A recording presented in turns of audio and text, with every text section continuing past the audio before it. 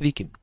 Kad būtų aišku, kaip naudoti struktūras, tai pirmąjį struktūrų uždavinį aš parodysiu, kaip reikia spręsti naudojant statiniais masyvais. Pirmiausiai išsinagrinėjame užduotį, kad duomenų faile duomenys.txt yra pateikti oro temperatūros matavimai. Pirmiausia, turime du skaičius. Mėnesių kiekį, tai yra kelis mėnesius mes tikrinsime, ir skaičius 6, kuris rodo, kiek kiekvieną mėnesį buvo matavimų. Na, o toliau yra duomenys apie kiekvieną mėnesį. Tai yra mėnesio pavadinimas ir matavimo rezultatas, kuris parašytas kaip dešimtainė trupmena. Ką mums reikia gauti? Mums reikia gauti mėnesių sąrašą su vidutinėmis temperatūromis ir bendrą vidutinę temperatūrą per visus 3 šiuo atveju mėnesius. Taigi, nuo ko reikia pradėti? Pirmiausia, susikūrėme duomenų failą. Tai duomenų failą aš kuriuosi čia vietoje. Štai taip, failą atsidarau.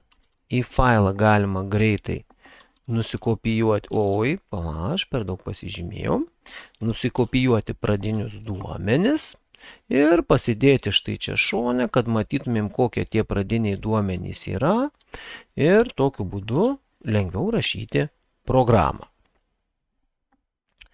Dabar taip, koks sekantis žingsnis? Pirmiausiai, biblioteką aš pasikeičiu į bendrą, kad man reikėtų galvoti, kokios ten bibliotekos gali pritrūkti. Tai čia bus visos man reikalingos pagrindinės komandos aprašytos. Kurgi kūrėme struktūrą ir kokią kūrėme struktūrą? Tai struktūra bus skirta vienam mėnesiui, mėno, ir kągi aš saugosiu į struktūrą? Tai į struktūrą aš saugosiu pavadinimą ir saugosiu tą temperatūrų vidurkį. Kadangi, kaip minėjau, vidurkis yra dešimtainė trupmena, tai aš naudosiu double kintamojo tipą. Štai taip. Dabar pati struktūra yra naudojama masyve. Masyvą, kai kuriu, nurodau tipą, tai yra mėnuo, ir masyvo pavadinimą mėnesiai. Viso gali būti 12 mėnesių. Tai struktūros pavadinimas mėnuo yra dėl to, kad aprašo vieną mėnesį, na, o visą masyvą aš vadinu mėnesiai, nes tai yra daug mėnesių išsaugota. Taip man gerokai lengviau sugalvoti pavadinimus. Pirmoji funkcija. Tarp kitko, iki pirmosios funkcijos prieš pradedant, man reikia dar vieno papildomo kintamojo, tai yra mėnesių kiekis. Man reikia žinoti, kiekgi tų mėnesių aš planuoju išsaugoti į masyvą. Pirmoji funkcija bus skaitimui. Tai bus pas mus funkcija, kuri priima masyvą mėnesiai ir kintamąjį n. Po struktūrą aš kuriu funkciją. Struktūra privalo būti aukščiau, būtinai. Funkcija yra void tipo skaitimui ir aš atsisiunčiu masyvą ir dar atsisiunčiu kintamąjį n. Viršuje kuriu tik tais prototipus, nes man taip yra patogiau, kad parašytas ir veikiančias funkcijas aš tiesiog leidžiu žemyn ir jos man netrukdo rašyti kodą. Ką reikia pirmiausiai padaryti? Atsidarome failą. Failo kintamai galime susigalvoti, kokį norime. Aš, pavyzdžiui, naudosiu fin ir parašau duomenų failo adresą. Kadangi failas yra tame pačiame kataloge, kur aš saugosiu programą, tai adresas yra labai trumpas, tik tais failo pavadinimas. Kągi pirmiausia skaitysime iš failo? Mes skaitysime n, tai bus mūsų trejetas. Bet dar mums reikia perskaityti, kiekgi buvo tų matavimų. Tai matavimams aš susikuriu dar vieną kintamąjį kiekis. Temperatūrų matavimų kiekis bus kintamasis. Na ir dabar jau galiu iš failo paimti ir perskaityti n ir perskaityti kiekis. Žinodamas n ir kiekį, dabar galiu pasakyti, kiek kartų skaitysiu duomenis. Pirmiausiai rašau ciklą i, kuris bus skirtas mėnesių pavadinimams skaityti. Tai i mažiau šiandien, i ++. Štai taip. Ir iš karto skaitau mėnesio pavadinimą. Tai bus mėnesiai, įtasis ir kadangi skaitau į masyvą, tai nurodo ne tik tais masyvą, numerį nario, bet ir vidinį kintamąjį, į kurį saugo. CodeBlocks'as netgi siūlo pagalbą. Kokius galime rinktis kintamuosius. Štai taip, išsaugau pavadinimą. Dabar man reikia gauti vidurkį. Norėdamas gauti vidurkį, aš turėčiau visas temperatūras perskaityti, sudėti ir padalinti iš jų kiekio. Tai tam atveju pažiūrim pagal reikalavimus. Ar mums reikia funkcijos, kuri suskaičiuoja vidurkį. Tai tokios funkcijos panašu, kad nereikia. Reikia tik tai pradinių duomenų skaitimo ir rezultatų spausdinimo. Kadangi tokios nereikia funkcijos, tai aš susikuriu papildomą kintamąjį, pavyzdžiui, suma. Pasakau, kad suma iš pradžių lygi 0. Ir į šitą sumą sudėsiu visus temperatūrų matavimus būtent vienu mėnesiu. Tai imu ciklą su kintamuoju j, nes yra šiuo momentu užimtas, j mažiau yra už kiekis.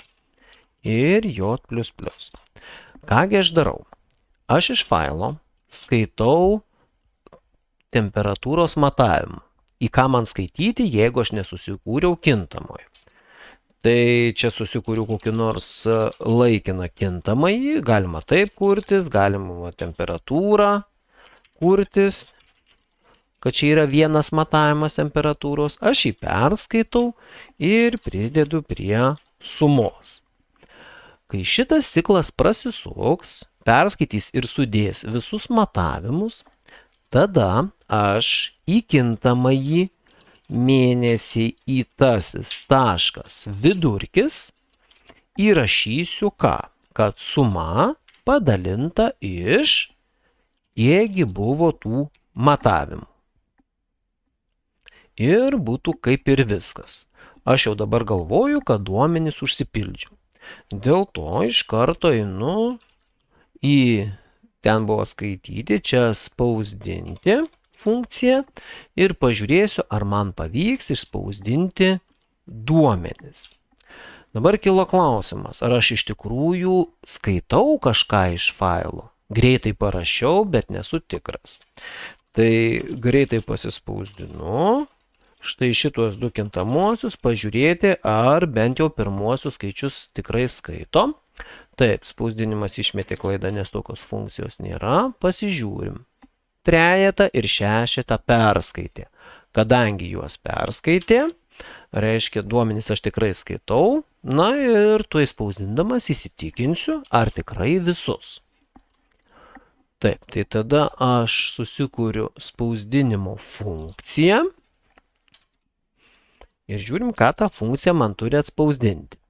Pirmiausiai, atsidarom, pasiruošiam darbui failą, į kurį spausdinsime. Tai bus rezultatai txt.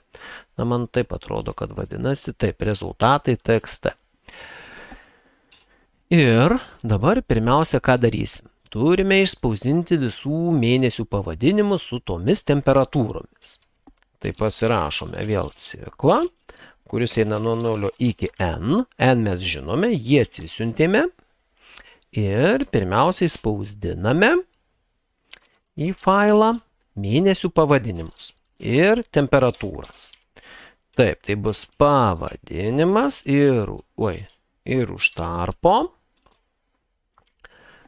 Spausdiname, koks yra tų matavimų vidurkis. Tai bus mėnesiai, įtasis taškas vidurkis.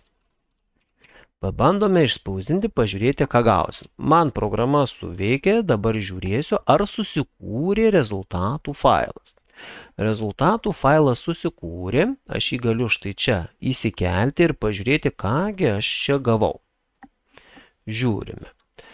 Pagal sąlygą, tuoj sekundėlę čia atsidarau, aš turėjau gauti štai tokį rezultatą ir pažiūrim, ar tikrai tai toks. Na, iš pirmo žvilgsnio atrodo viskas gerai, bet truputėlį netinka formatas. Reikia nurodyti, kad po kablelio būtų 2 skaitmenys. Ir dar reikia paskaičiuoti bendrą matavimų vidurkį. štai šį. Tai bendram matavimų vidurkiui spausdinimą darysime po ciklo ir čia turėtų būti kažkoks tai tas vidurkis. Na, tai bus kažkokia tai suma, kurią reikės padalinti iš kažkiek. Klausimas dabar iš kiek? Ogi reikės dalinti iš tiek, kiek yra pas mus tų vidurkių. Tai bus iš n. Atsiprašau, dvi dalybas padėjau kažkaip tai. Štai taip. Dabar man reikia gauti tą sumą. Sumą galiu gauti spausdindamas mėnesius.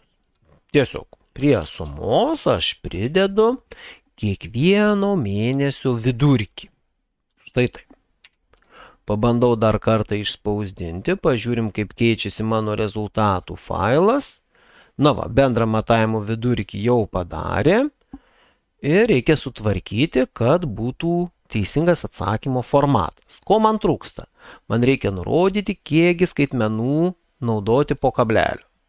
Kadangi čia į vieną eilutę man sunkiai telpa viskas, aš darysiu taip. Į kitą eilutę permetu, fix naudoju komandą ir set precision, nurodydamas, kad po kablelio reikia 2 skaitmenų. Ta pačią komandą naudosiu ir spausdindamas kitą dalį. Tai pažiūrime. Štai taip. Šitą turiu, jau po kablelio 2 skaitmenys. Na, dabar reikia įsitikinti, ar tai veikia ir su daugiau testų. Tai čia sistemoje galime pasispausti, kad pateikti sprendimą. Nurodom kokį kompiliatorių. Ir žiūrime, kiek praeina testų. Testuoja ir štai visi testai žali, viskas veikia su statiniais masyvais. Na, tikiuosi paaiškinimas buvo suprantamas, o jeigu yra klausimų, rašykite, tikrai atsakysiu.